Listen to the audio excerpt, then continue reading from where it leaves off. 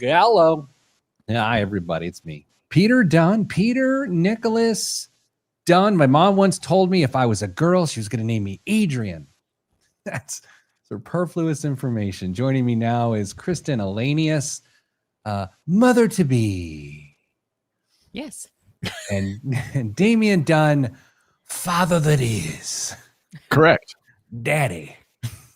Well, no, let's not go too far. Daddy. I was going to call you Daddy. Hi, Sarah Renfro. Having lunch with your colleague today. Hello, Jeremiah.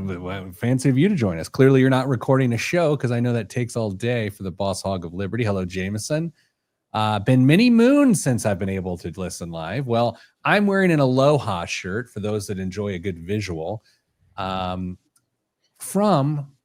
Hawaii. Mahalo. Kristen, I know you're not a movie goer or viewer, but so Dame, this is directed at you. Kristen, no hate. I just I don't want to get you have that look on your face and then I feel dumber. Dame, I went and saw the new Superman movie this week with my family. Oh. Now, I love the Marvel movies, and I know where this is the DC situation here. I love the Marvel movies. So I'm like, okay, this is going to be the start of a completely new universe. This movie is a jumping off point for James Gunn's vision of the D. And look, I just need an escape. I just need to go. So I'm watching the movie, and like every dummy ever before, I'm watching the Clark Kent Superman thing, and I'm saying to myself, you're telling me that by simply putting glasses on, Superman is unidentifiable, right? It's an absurd idea, right? Are you trying to play a trick on us? Are you subtly giving us a hint that you have an alter ego? Not exactly, but I will say this. I was at the grocery store a day after the movie, just picking up something on the way home. And I had done a bit on the way home from the movie to my wife. You're telling me it takes off his spectacles and no one has any idea who this ripped, handsome man is. And he was giggling, doing little giggles. And then I'm at the grocery store and I had sunglasses on because it was super bright out. And then I didn't bring my glasses I normally wear. And so I just take my sunglasses off. I'm walking around the store, glassless, spectacleless. Run into a friend of mine. I say, hey, Jeremy, not our coworker, different Jeremy. Hey, Jeremy. And Jeremy says to me, oh, Jeremy, me, Peter Dunn. He's like, oh, I didn't recognize you without your glasses.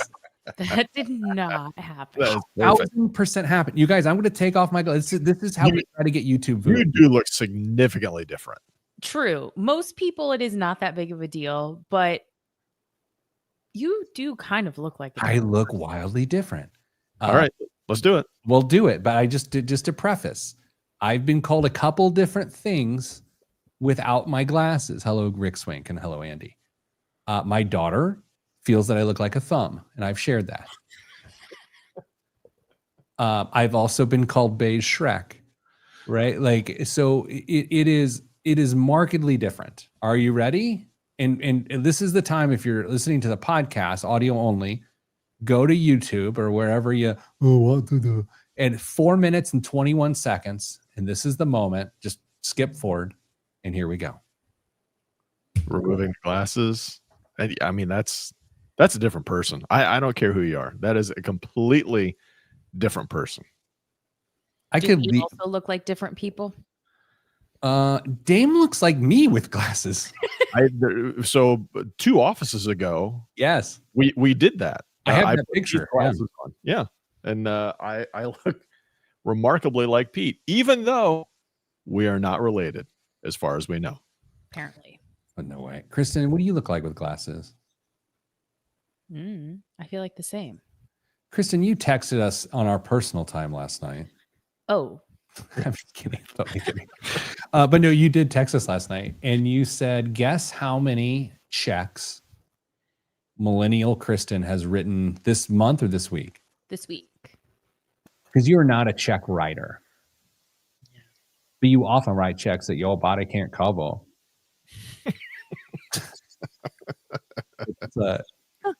That's a thing. It came out creepy. Yeah. Dean, how many checks do you think she's written this week? Well, for context, if I remember correctly, Kristen, you like wrote one check a year or a quarter or something for HOA fees or something for a previous place, and then I don't know if there were 5 other checks that you wrote during a year outside of that. A little bit less than that, actually. I'm pretty sure that in the last 3 years since I got a checkbook, I didn't have one before that. In the last 3 years since I got a checkbook, I think I wrote 5 checks. Okay. 3 years, 5 checks. I'm going to say that you wrote 6 checks this week. I'm going to go 3. And here's my thinking. You just had a big fence project, right? In progress, yes. Okay, so I think you had to make a payment on that. I think you probably had to make a payment on a couple things and then another one just to make it worth a story. So because otherwise you're not texting like, hey, I wrote 2 checks. No one cares. It has to be 3 for this to have been worth the text. And the answer is I've written 4 checks. See, I knew it had to be at least 3. So Dame, I get the under maybe? You win. I don't even know how to keep track of these things. It literally is called a check register. Right. But like, I'm not keeping up with that. And the one guy that I had to write a check to, the last check that my person wrote to him, he didn't cash it for like a month and a half. Like, Well, I'll tell you this. When you make a deposit into my Indiana 529 college savings plan, they accept checks and they don't accept Venmo, Cash App, or Zelle. Thanks, Mom. Yeah, but it's on ACH. That just comes out on the 1st. I don't even have to worry about it. Dame, you doing all right? Yeah, I'm doing great. I just realized that we didn't have any audio issues at 5 whatever it was today. Pete got kind of muffled, but I didn't hear the air brake or whatever it is. Yeah. Interesting. Chris Denny comments on the wrong show. Good morning, beautiful people. David says, good morning, Baby K and company. There is a name. Have you gone podcast public with the baby name? Because I know the name, but I'm never outing it. She announced it a couple weeks ago, I thought. On the show? I thought. I don't know if I've said on the show, but I mean, everybody knows that everybody in our life, I think, basically knows that her name is Margaret. Margaret. Mags. Big Marge. Maggie. You ever see Pee-wee's Big Adventure? Mm-mm. I know who he is, but I've not seen that movie. Dame, the look on your face says it all. Yeah, I've seen the. Don't make fun of my unborn child. I'm not. There's a character named Large Marge in the show. I'm not making fun. Andy did it. What if she's born really chubby? I was born really chubby and still am. Look at this. This is a great point. Peggy is definitely a nickname for Margaret. Did you know that? Yes, 1,000%. Really? Yes. How many more can there be? This poor kid isn't going to know her name. Peggy out of Margaret. Here's one for you. Did you know, and this may or may not be true, but I believe it is. Nick, that should be the name of our show. This may or may not be true. A nickname for Sarah, which is Mrs. Planner's government name, is Sally. No. What? No. Gospel. It's true. It's not true. 1,000%ish. No. Margaret's a beautiful name. The Rev is bringing it back to the reality. It is a lovely name. Margaret is a lovely name. Yeah. Okay. I think so too. Wait, Sarah. Oh, wait. Oh, yeah. Okay. So Sarah's name is Sarah. Sarah. And she says it's true that Sally is a nickname for that. Sarah, no one calls you Sally, right? I don't know. I don't actually call Mrs. Planner anything other than whatever she asked to be called. But yeah, fair enough.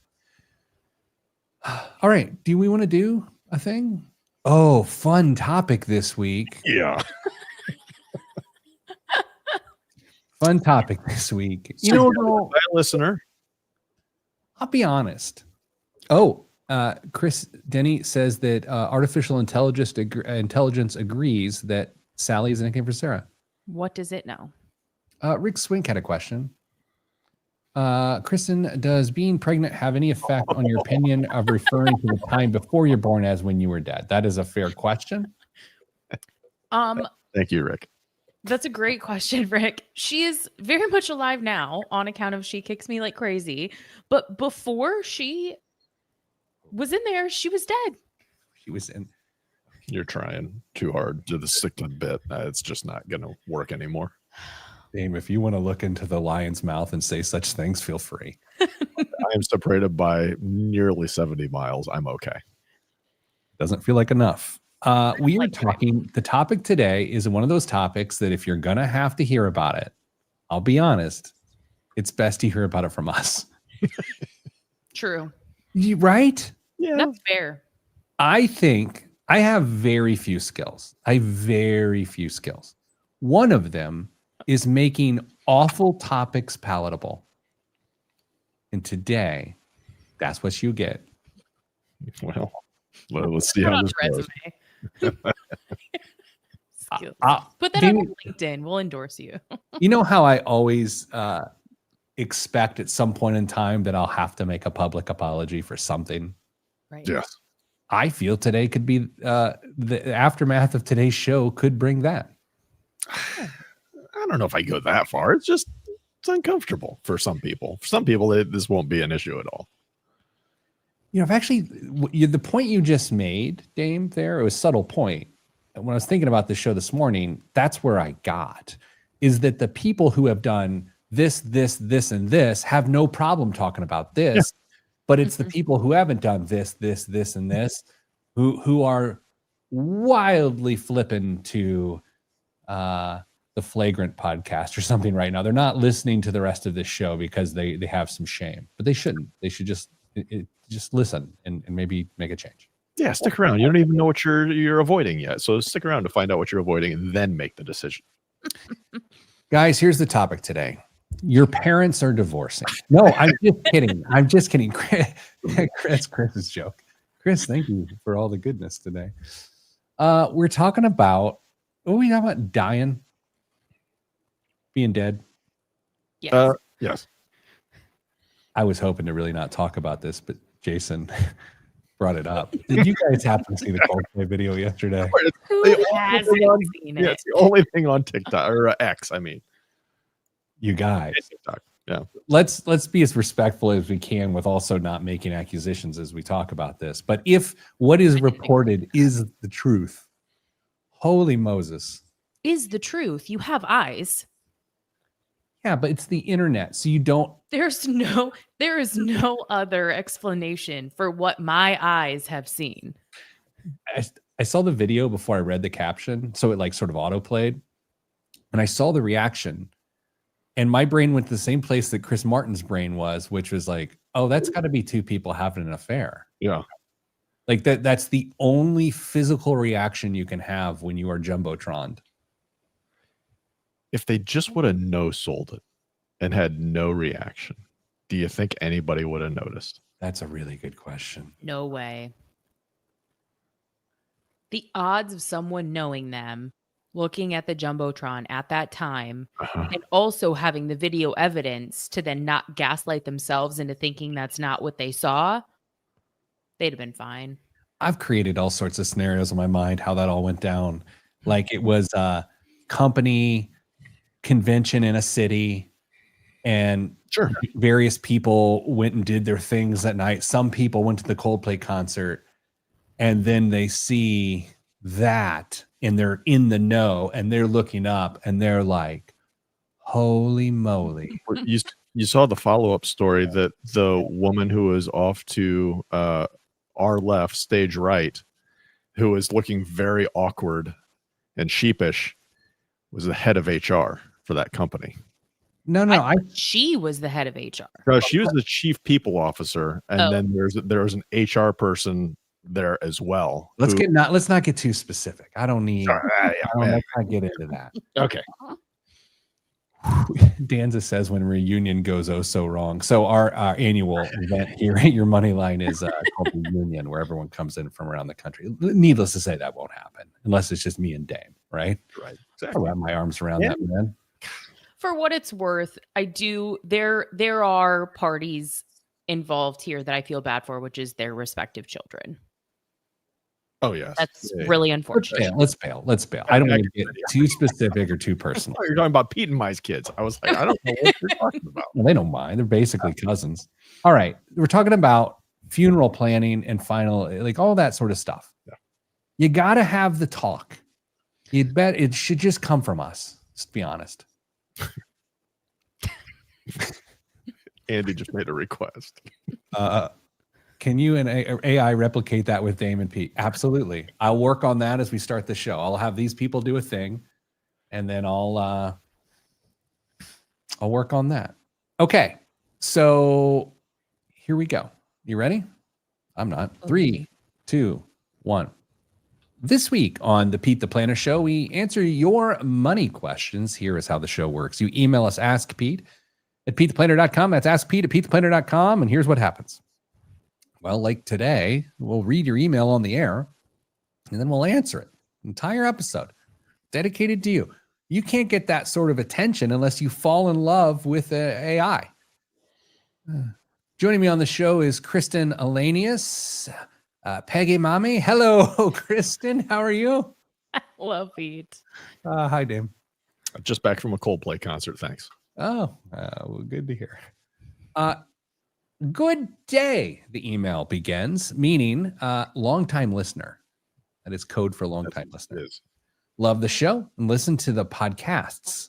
By the way, if you want to listen to the podcast, do so at wherever you get podcast. Search Pete the Planner. If you have covered the topic of funeral planning, I have missed it. My husband and I are 70 and healthy. Time out. There we go. You know what? Look, I'll be honest. I take a lot of pride in that a 70-year-old woman listens to this show, because sometimes I think my humor is sophomoric and a turnoff to anyone with a brain. And to know that a lovely, seasoned listener at 70 is listening to this and enjoying it means a lot to me. Dame, do you believe that? I do. We had, didn't we have somebody who was another fitness aficionado that sent in an email, a similar demographic, I believe. Listen to us while she was working out. Yes. Oh, yeah. Anyway, fitness update at the break. Yeah. We are wondering if planning and paying for our final interments. Is it internments? Is it interments? I think it's inter. No, inter, not interned. Well, depends. Is a financially sound decision. We have talked with cemetery and mortuary firms. A good estimate for 2 people to be interred is between 20,000 to 30,000 American dollars. That number includes cemetery, visitation, burial, and monument. Gosh, my monument will be massive. We also want to remove as much decision-making that needs to occur at the time of death. My husband and I want to remove the sting out of the difficult days following a loved one's demise, or in my case, a party. We can afford to prepay for the arrangements and lock in the cost at today's prices. My question for your team, that's Kristen's team, respectfully, is this a sound financial decision? I don't want to take down the vibe of the show, but I feel like this is a topic might be interest to your viewers and listeners. That's the email. Name withheld. She may have put her name on there, but I didn't copy it over. Yeah. Or you didn't. You didn't. Dame, I've had various thoughts about this topic over time. And Kristen, I'm sorry here, but Dame and I are much, much, much, much older than you. Indeed, we are. Like, we really are. Oh, yeah. Okay. And so, Dame, I'll save the last 2-3 years as I'm not staring down mortality, but I'm definitely become more self-aware of death is undefeated. My views on this have changed a bit. So I'm anxious to have this conversation with you all, but maybe we'll start with the young person on the show who doesn't sit around and think about felt lined coffins all the time.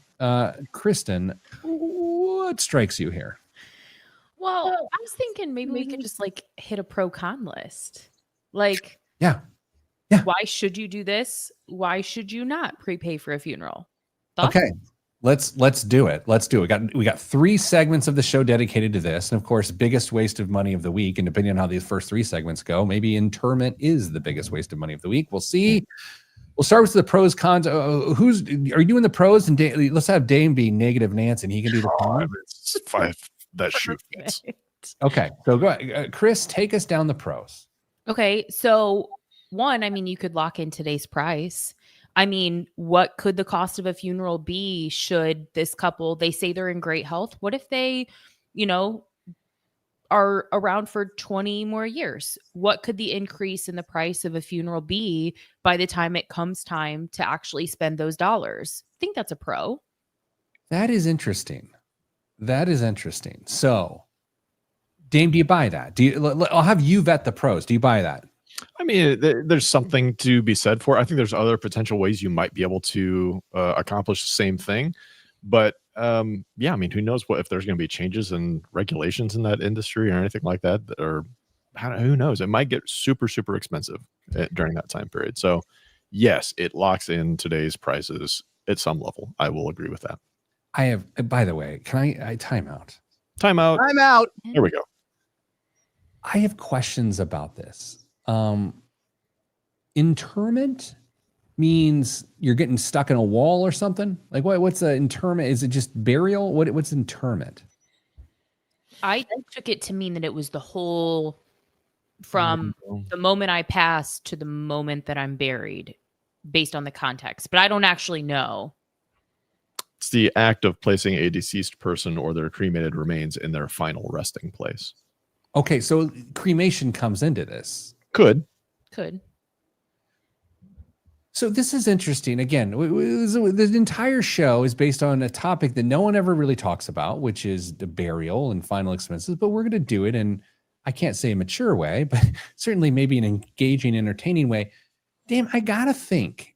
I don't know. I didn't read the pre-planning documents of the show today. There's choices to be made here.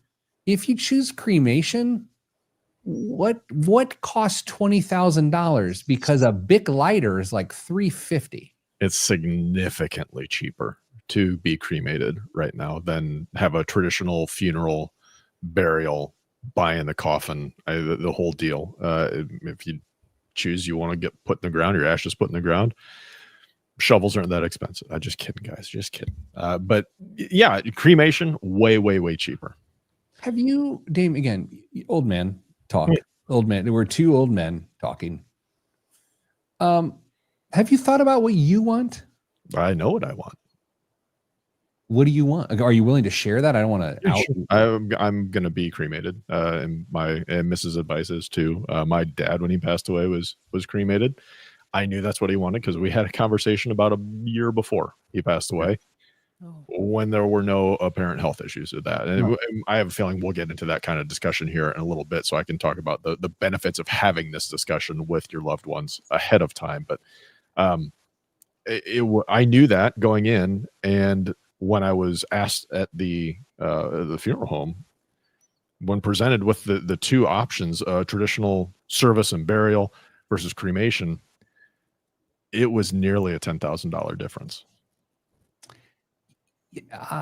My thoughts in my situation, I'm going to make some pretty bold comments that sound incredibly judgmental, but they're not really meant to be. They're not really financial in nature, but they are resource oriented in nature. And it is this. It feels really self-indulgent to just park yourself on the earth and be like, my spot, no one else. This is mine forever. Build around me. I find that to be weird. And so I'm like, burn it up. Just like, make me part of it. Like, don't coordinate. It's like I live in Carmel, Indiana, where on the 4th of July parade, for 2 weeks ahead, people set their lawn chairs out and put tape so people can't sit where these people want to sit 2 weeks later. That's what being buried feels like to me. It's like, no. This is my space. And I don't mean my friend is Tom. I mean, you can't embark in this area. That's how I feel. But then it feels really judgmental to share that. Kristen, Who's right? Oh, um, I don't feel like I want to have an opinion on that, to be perfectly honest with you, Peter. That's fair. Well, that's why this is how the show works. So we made it through one pro. Yeah, one pro. Great. Coming up after the break, the rest of the pros, some of the cons, more judgment. I don't know. You decide. That's all next on the Pete the Planner show. I'm Pete the Planner. I did that segment, I don't know, 5 seconds early. We'll let him do it in post-production. It died early. All right, guys. I have a little treat. For everybody. Little treat. I have a picture of what's that, Dave? Did AI work that fast? Well, I'll just say this. Dame and I went to a Coldplay concert recently. Oh no. I told everybody at the beginning I of the thought you said we were failing on this topic. No. We on the personal nature and the details of others. That now we're in make-believe. Okay. Okay, so let me show you something. Okay. You guys, this is Dame and I at the Coldplay concert. And this is right when Chris Martin sang his famous song. But what are the? You don't know any Coldplay songs? I was so distracted by the love that we felt for each other that night. Yeah. Now, between the next break, I'm going to share with you the image that what happened once we were put on the Jumbotron. Okay. That'll be great. Let me get this off the screen so I can do something important. This portion of the program brought to you by Herculean Meal Prep. Look, my brain gets obsessed with things in my life, and it's all I care about. And at this point in my life, keeping my nutrition right is what matters to me. In fact, I'm going to one of my favorite restaurants for lunch today. I'm not even looking forward to it because it's not as easy as Herculean Meal Prep. They are frozen. In fact, they're flash frozen and hard frozen. And after 3 minutes and 45 seconds in the microwave, I'm eating something delicious, nutritious, cost conscious, and as convenient can be. I have gotten to a point where I just want to put a deep freeze in my freezer and fill that sucker full of 100 Herculean Meal Prep meals because it just makes my life easier. If you're serious about your fitness, if you're serious about convenience, and you're serious about deliciousness, go to HerculeanMealPrep.com. You can order this and it will be delivered to your door, and it will be colder than my heart. I also have to note, you can go in store and pick them up too if you're in Central Indiana, and just say, Pete the Planner sent you, and they will look at you with glee. That's HerculeanMealPrep.com. I believe they have a Northeast Indiana location as well. Oh, that's right. I said Central Indiana. It's all right. Here's the thing. My reads of those ads are so good because they're so honest. I love it. Yesterday was buffalo chicken mac and cheese. Oh, man. Sounds delicious. Oh, it was amazing. 36 grams of protein. You guys want a vessel update? This your temple? Oh, I thought you were talking about a golf bag. That's all right. No. Guys, I've dropped 6% body fat in the last 2.5 months. And Nice. Kristen found it. Kristen, stop it. You look great. Locked in. Sat down with my trainer this morning, and we didn't say we were standing. Sitting down with your trainer feels weird. We were standing, clapping, dusting the chalk off of ourselves. We don't use chalk. And I said, this new phase of what we're doing, we got to get some new goals in here. So it's a good time. Good time. When they cremate this body, man, it is going to be lean as you can imagine. Yeah. Oh boy. I love the awkwardness of this. Let's sit in it. That's great. Thank you. All right. So yeah, I'm going to lunch at my 49th and Penn Patachou is like one of my favorite lunch moments. Have you ever been there together? The 49th and Penn one?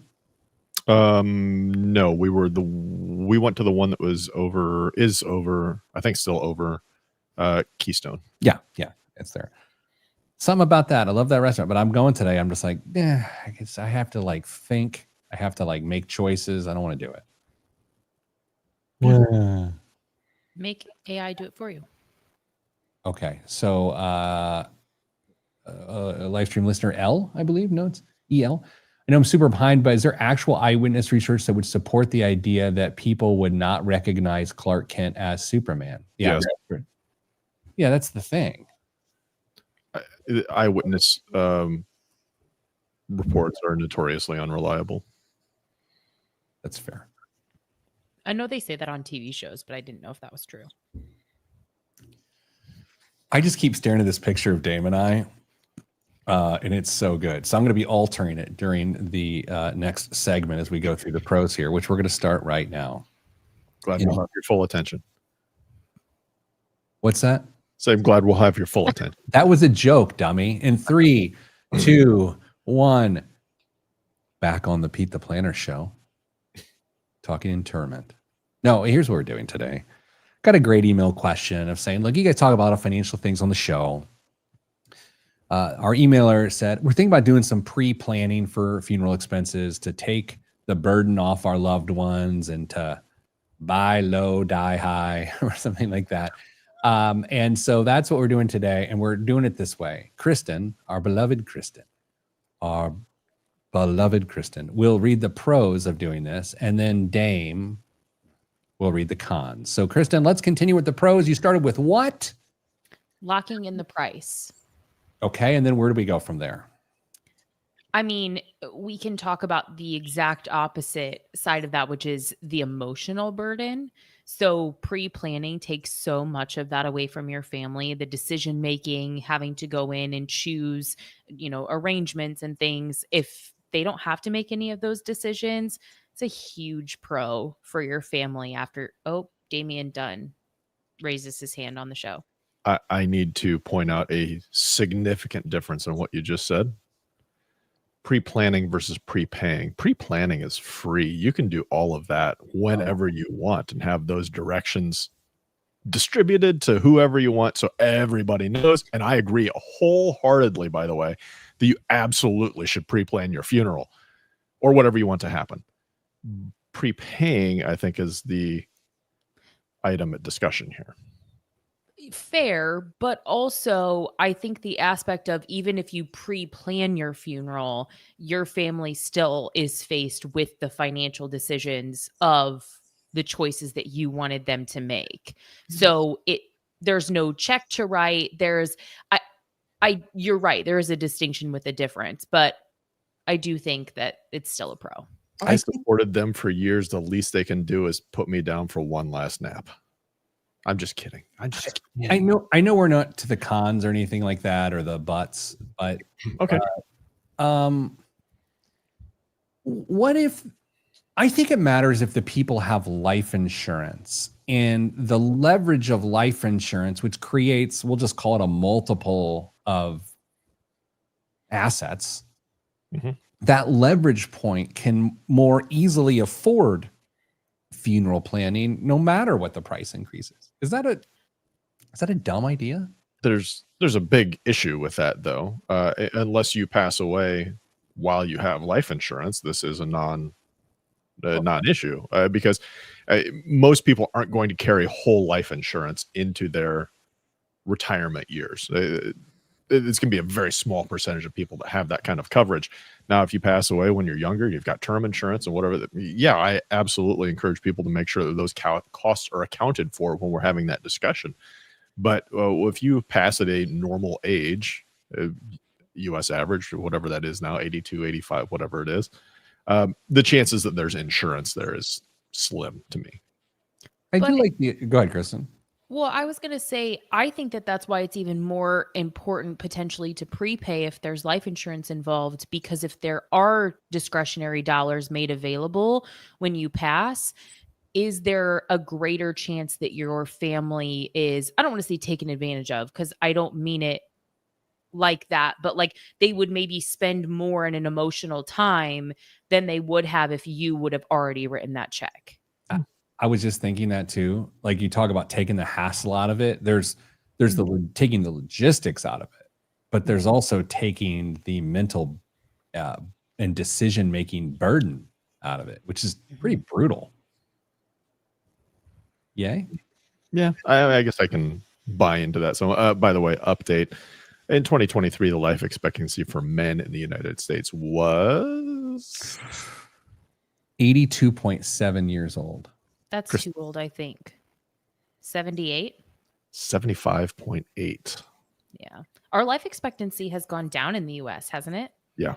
Yeah. As good as food dies. I'm just kidding. It's probably not. Next, pro, Kristen? I have one more, and this is for a slightly more niche group, but if you're someone who is participating in any way, shape, or form in Medicaid planning, this could be an important way to make some of your assets exempt. So in the state of Indiana, I believe the limit's like 10 grand that you can set aside.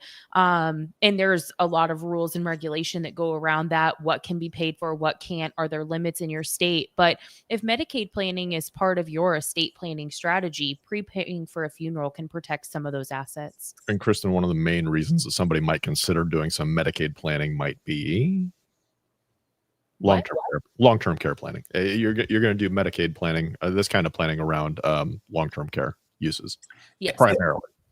When I think about that, this is a loaded word. I think a person has a moderate amount of assets, right? Too many to want to lose to just go on Medicaid long-term care assistance, which is not a phrase, but not enough to self-insure for the long game. Kristen, I think this is an incredibly nuanced point, and I'm not critical of that point. I think it is also, I don't want to make a judgment to it. I question the end, if you will. I question how many people. Here, let me restate this. There's 3 scenarios. I just named them. You self-insure because you're loaded. You have a moderate amount of assets, so you either plan or you suffer, or you don't have many assets, and so Medicaid's the strategy there. The question is, what are the percentages of those 3 groups? I don't know, but we can have some fun guessing, maybe. Yeah, I mean, this one I think maybe hits a little closer to home for me, and maybe I'm a little biased because like my grandpa prepaid for his funeral for the same reason. So I would For Medicaid reasons? Yes, Okay. kind of unintentionally, but it ended up working that way. And so I think that but if we talk about moderate to like low asset households, I mean, that's the majority, more than the majority. That's It's the 75% plus. That part of the bell curve. Absolutely. Any more pros? I think that's plenty. Damian hasn't even gotten to talk yet. Well, I just got an email. Best show of the year, all listeners. That's weird. Dame, hit the cons here with the 2 minutes we have left. It's less flexible. A lot of times these contracts will be written specifically with a funeral home, not like a network of funeral homes. So if you, let's say you decide you're going to move, you're going to be, snowbird thing's not for you. You're just going to get out of here and move somewhere else. Make sure the contract says you can get that cash back if at all possible. Otherwise, you just spent money that you can't use or don't want to use. I never considered that. That is a really good point. Yeah. What if the funeral home goes out of business? Yeah, right. Totally. I mean, I think you can plan with like a network, but if it's with one specific home, you do run a risk there, significant. All right.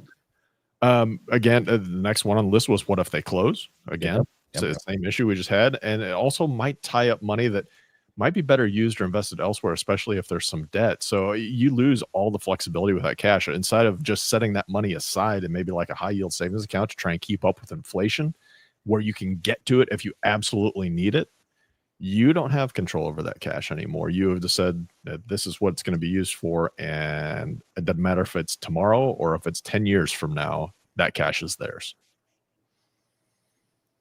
Again, Dame and I are getting older. I think more about this stuff than I used to. I'm on the fence of whether I would do it personally, and I definitely wouldn't do it right now. I think if I was going to do it, I'd have to be in my mid to late 60s to see, okay, well, I've got a 20, 30-year trajectory likely, or if I'm, average life expectancy, 10 years. I feel like I'd have enough information to better make that decision. It feels like a weird decision to make in my 40s, Oh, yeah. I think there's two things that would be true for that is one, you no longer have term insurance, and we'll have to go to the break. We will go to the break, and we come back. You'll hear this other amazing point that Kristen makes right here on the Pete the Planner Show. I'm Pete the Planner. Look at you getting hung out to dry. Like, oh no, That's never happened. I didn't look down. You guys, I've been working with my graphic design team to capture the moment that Dame and I are on the Jumbotron at a Coldplay concert. And when our secret love is made public, I also want to note that I instructed my art team to pixelate it as though we were on a Jumbotron. Oh, okay. Great. And here's what we've got.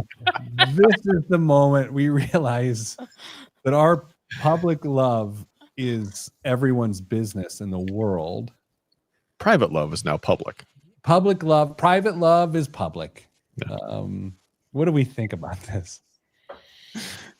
That's actually the faces those folks made, I believe.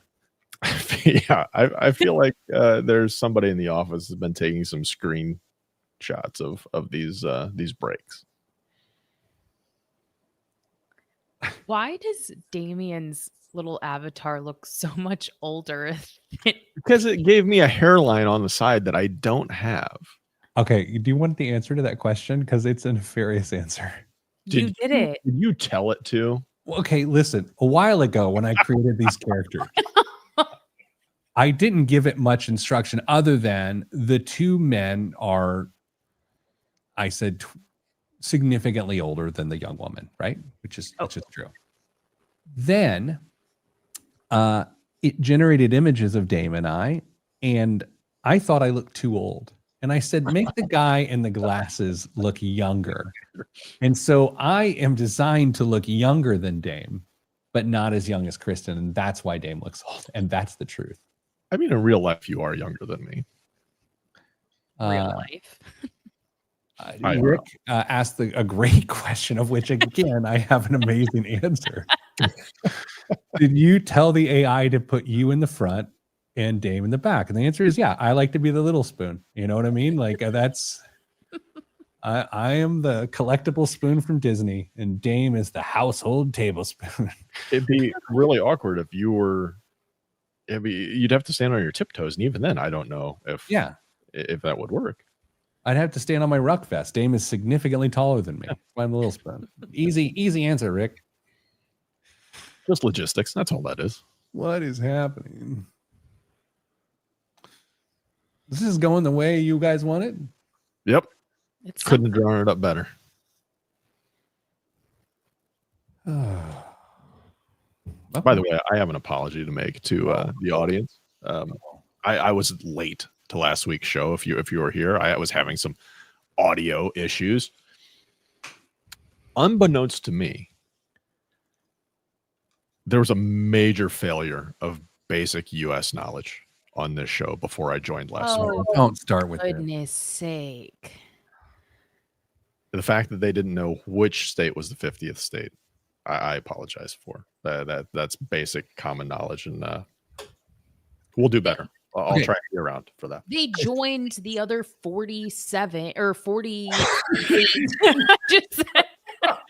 They joined the other 48 in the same year. Okay. Show canceled. The rest of the show, we're done.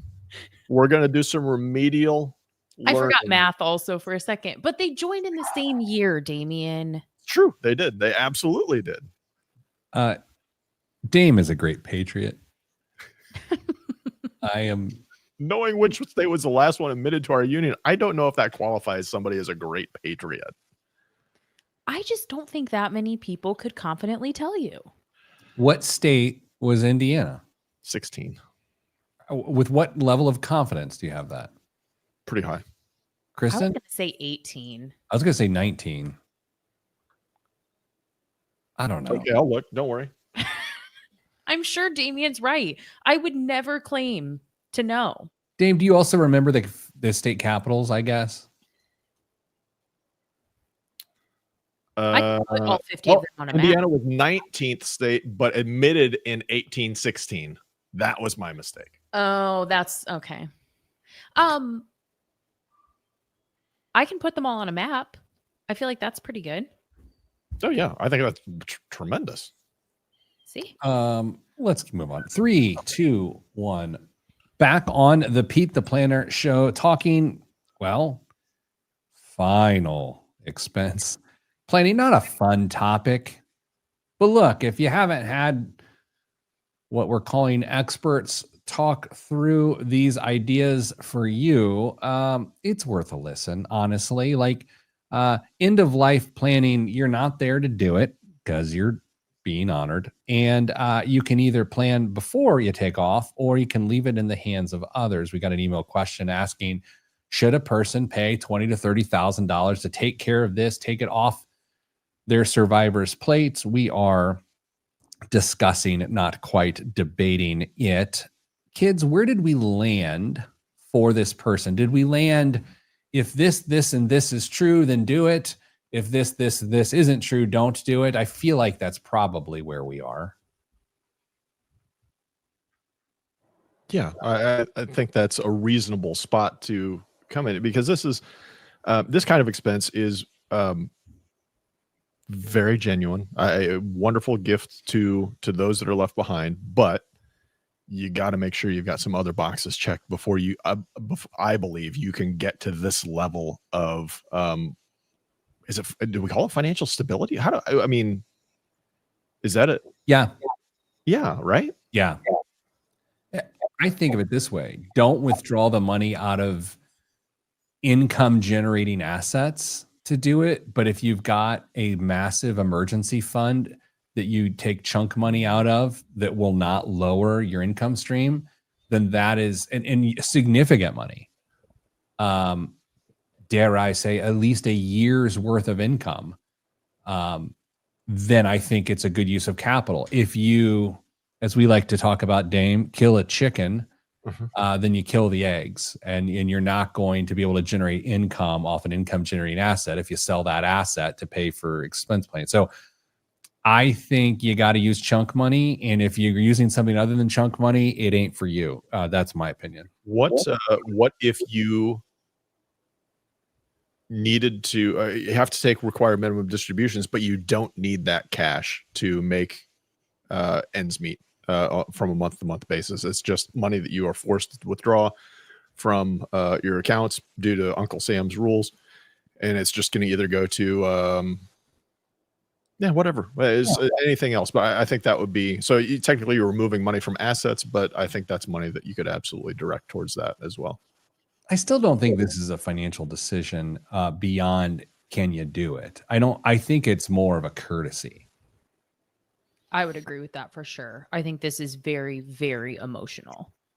Sure. And it's where I get back to, I think the planning part has a bigger impact than the cash side of things. But as we all know, cash makes and financial burdens make families make really weird decisions. It puts them under immense amounts of stress. So if you choose to pre-plan, great. If you want to have money set aside designated for that, like we discussed in the last segment, but you still have access to it if something were to come up, I think that's fine too. But the key thing I think we can all agree on is you have to have this conversation. You have to let people know what's going on, where documents are, and how you want them to be worked out. And the more people you can tell, the better. I mean, you don't take an ad out in the newspaper, but if you've got multiple family members who are going to be tasked with going through this grieving process, if you can let them know what you expect to happen, a lot more likely that that's what's going to go down. Can we talk about the documents involved in this whole thing? Because I think of everything we're going to talk about today, if people can do their best to remember these essential documents of planning, then we win, and they win, and people are still dying. But there's some wins. We start with Dame. Have you choked up there, pal? I know this is an emotional thing, but you. Yeah, literally be choking. Kristen, we start with a will. Is that appropriate for most folks? I think it's appropriate for most people is to have your will drafted, establish or express your wishes as far as guardianship. If you have minor children, you could lay out some wishes as far as your funeral's concerned in that will. But I definitely think that is one of the key documents that most people need to have. All right. Trust. Always, anytime we start talking about trusts, people's heads start spinning. I don't want to say people get skeptical, but it can feel like over planning. It can feel intimidating. Dame, is there a simple way that you help people understand this? If you want to have a little bit more control over what happens to your stuff for a longer period of time, other than just simply bequeathing it to people after you pass, like a will do, a trust is the way you want to go. And if you've got a more complex financial life, this might be something that you really want to consider. Sure, there are certain tax benefits you may be able to get away with when you employ certain kinds of trusts. But for the topic of discussion today, just know that a trust potentially gives you more control over how things are handled after you pass, rather than just a will that tells the court who gets what. The next document is a personal favorite of mine because of its utility, and it's the durable power of attorney, or just a POA in general.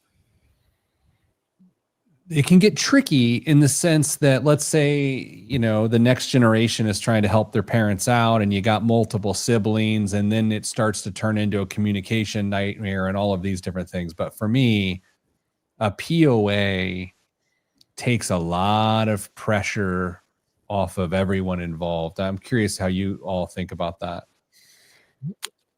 I have a love-hate relationship. Whoa. Powers of attorney. I've just seen instances of persons having access that shouldn't. And I think sometimes people feel like they need to have someone to make those decisions, even if they don't know that they can trust someone to make those decisions. And I don't know. It's tough. Like, for the most part, I would agree, but I think that there are many instances that I've seen where someone had no business having that kind of control. Yeah, POAs are wonderful tools if you absolutely 100% trust the person that you are giving that power to. You can also make them limited in scope if that makes a little bit more sense for your situation. But for the topic we're talking about today, POAs cease when you cease at this point. That's when the executor steps in and starts to fulfill kind of a similar role to what a POA would at that point. But so if you're looking at a POA as a way to ensure that things go well after you pass, that's just not how that functions in the way our legal system's set up. Maybe tomato. I would have gone with cease when you are deceased, but I like the direction. Healthcare directive. This is another, I was going to call it a courtesy move to your loved ones, but to be honest, you're actually putting the burden of decision-making on your loved ones. It's almost a reverse courtesy. Hey, would you do me this courtesy is what this one is. Yeah, that one's tough. You have to make sure that you have designated someone who can honor your wishes, even if you're not sure if in that moment they emotionally would agree with what you had told them you wanted. And as someone who's seen that firsthand, that's harder than you think it's going to be in the moment. And that's all they're doing is honoring wishes. That it has no legal binding agreement to it at that point. So all they're literally doing is saying, this is what they wanted, so this is what we're going to do. Can I get a bonus tip here for you guys? Absolutely. Make sure that person doesn't owe you money. Make sure that person doesn't owe you money. Next up, and this is a simple one, and this is one you should, I was going to say look at every year, but that might be overkill, no pun intended. Beneficiary designations. Dame, you and I have collectively been in this industry approaching 50 years. The number of times that people have ex-spouses and deceased spouses or no one as their beneficiary outnumbers the people who have the proper beneficiary. And I guess I just don't get it. Absolutely shocking that happens. You would think it is, but it happens all the time. Just set a reminder on your phone, whether it's every year, whether it's every couple of years. Just check it out, whether it's 401k, 403b, IRA, whatever it is. Check them out. Coming up after the break, biggest waste of money of the week in the news right here on the Pete the Planner Show. I'm Pete the Planner. I had it the whole time. I know you did, and I held the hand. You had it primed. It was there. It started to swing outside. Sorry. You guys doing anything good this weekend? What's happening? What is happening? What's happening? No, my family made a trip, left on a trip to the great state of New York, upstate New York this morning, and left me behind. So I've always wanted to go to upstate New York. And was this like a line in the sand of like, we're done with this, man? Why are you not going? They're going to see family, and I'm not. I'm staying home watching the family dogs of the families that went. So I'm taking care of them. Okay, so Dave, this is a really important question I got to ask you. I know we're running a little bit late, but it doesn't matter. If I'm home alone and my family is not there, I want to tell you what I would do for dinner tonight, and I'm curious what you're going to do. Okay. I would go buy a lean steak the size of a teenager's head, and I would grill it and eat it, and it would be delicious, and it would be a prime cut. What are you going to do? I think there's some leftovers tonight that I'm going to try and get cleaned up, but I will probably throw a piece of meat in a bag for some marination and grill tomorrow. Kristen, your special friend is on a trip. It's Friday night. You're alone. You got to prepare dinner for you and Margaret. What are you making? That's funny because I don't put any thought into that. Like, I think no differently when he is or isn't around. But when I am not around, so embarrassing. He goes to Long John Silver's. Long John Silver's. I stepped on that. Does he go the chicken or the fish? The fish. Well, I mean, it's a fair question because they both look and arguably taste the same at Long John Silver's. My dad and I used to go to Long John Silver's when I was a kid, and I have like very special memories from that place. Yeah. If I come down to the office, the night before tells our oldest dog that how excited they collectively are about the hush puppies they're going to eat the next day. That's great. I've never been to Long John Silver's. Dude, you're such a caramel elite. Yeah, that's me. All right, 3, 2, 1. This week's biggest waste of money of the week right here on the Pete the Planner Show is, and I made reference for it earlier in the show, the Jacob, yes, that's right, Jacob Bromwell Drake lighter. Black and silver is a classic combination, and it features prominently in Jacob Bromwell's Drake lighter, crafted from, oh boy, solid copper, freshly tariffed copper.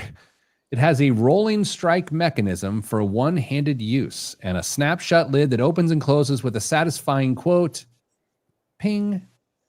It uses regular butane gas and flint, so it's easy to refill and maintain for years of use. Kristen, before I turn to you, for years I carried a Zippo lighter in my pocket, despite not smoking, because it felt like a cool thing to do. And Damian and I have discussed this on the show. What do you believe the retail price for this Jacob Bromwell Drake lighter is? I don't think I've ever purchased a lighter in my life ever. I don't even know what a cheap lighter costs. Was this limited edition? I'm sorry, did you say? Or like limited? No, there's no anything of anything. It's just a lighter. It's $50. Okay. Dame. Pete, clear this up for me.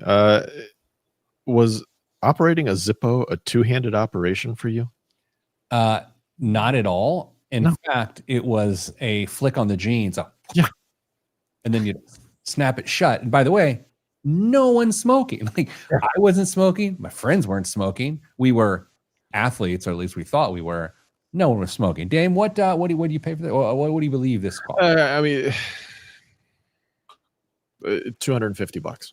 $350. Although I'll note, final sale, no returns on this right now is $95. Needless to say, when that happens, it means the market at the retail price wasn't there, proving it's a giant waste of money. Dave, what's in the news this week? Student loan borrowers, brace yourselves. Application backlogs are piling up again. Education Secretary Linda McMahon just filed a court update showing that the Department of Education is still buried in a backlog of income-driven repayment and PSLF buyback requests. As of June 30th, more than 1.5 million IDR applications and over 65,000 PSLF buyback requests remain stuck in the system. The delays were worsened by a temporary processing pause earlier this year and mass layoffs.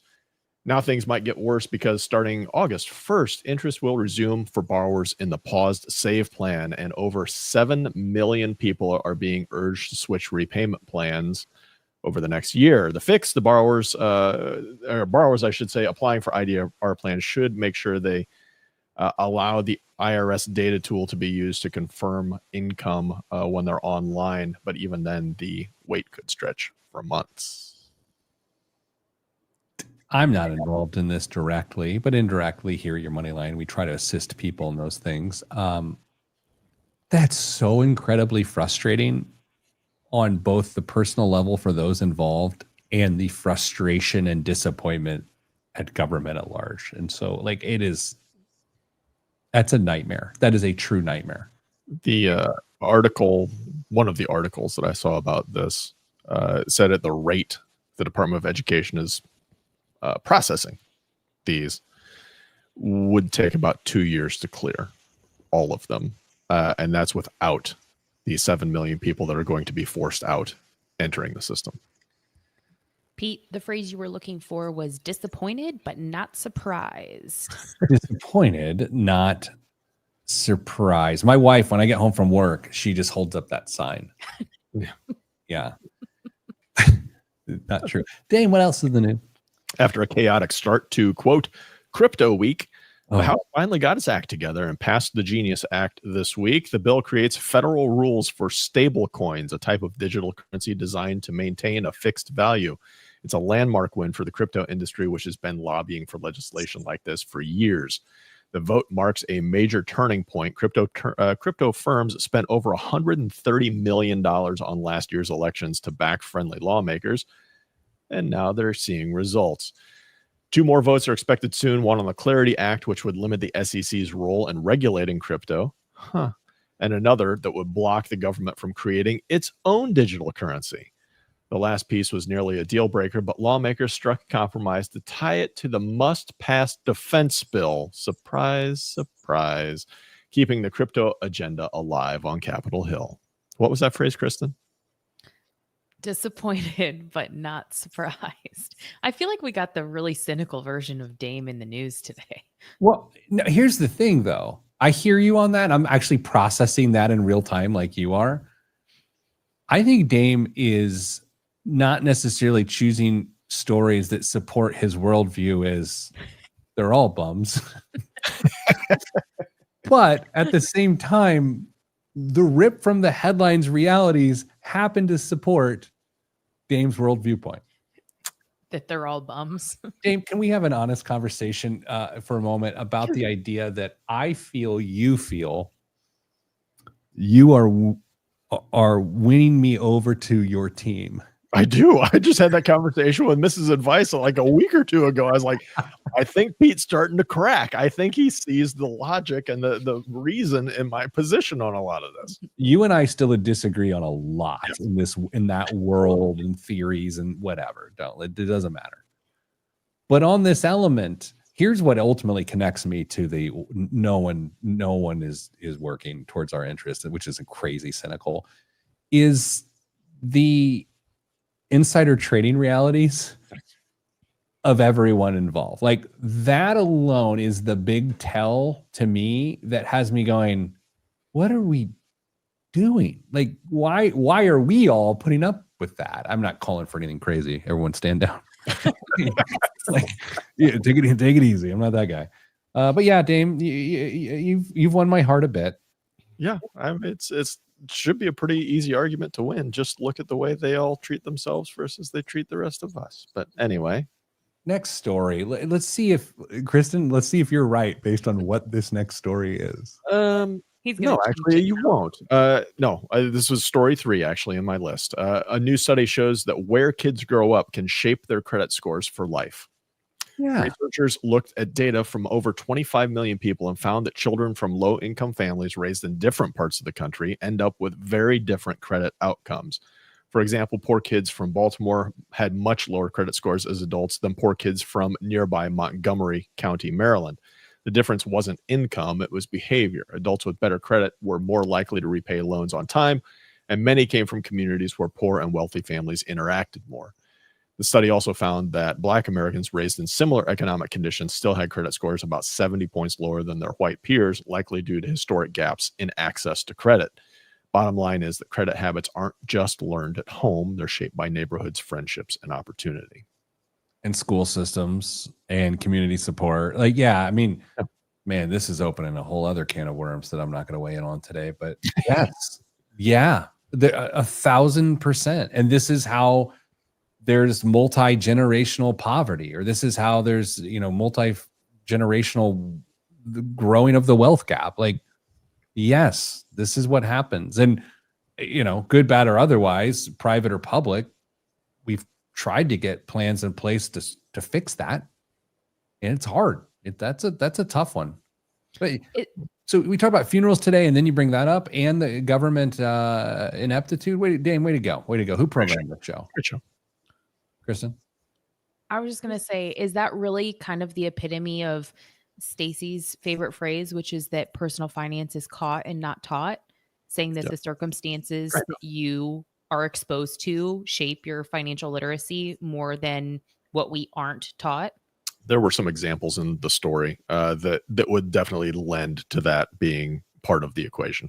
Mm-hmm. Gosh, I have so many thoughts on this. Can I do it in 10 seconds? Probably not. So I won't. Basically, I'll say this. Once someone find themselves down on luck and it's sort of behind the curve, it's not a matter of now they just need to make good decisions. They actually have to climb out of the hole and then thrive. And that's the hard part. And so with that, I send you good vibes, because good vibes are all that's in the budget. I'm Pete the Planner. It's the Pete the Planner Show. God, with some Mr. Rogers stuff. I had to change my shoes and sweater. I loved him. Mr. Rogers. No longer funded. No longer funded, Mr. Rogers. Also dead. Also I don't think he cares. I was going to say. Well, Dame, I will see you at the next tour stop of Coldplay. You know it. That's a great story. And just because no video has ever matched the reality quite like that without the words of explanation, it was just the look on the face. It's great. But not great in the sense that it's very destructive and none of our business. So, okay. Well, Chris, I hope you and Margaret have a good weekend. Thanks. Dame, I hope you and Leftovers have a good night. Just tonight. Everyone else, stay getting money.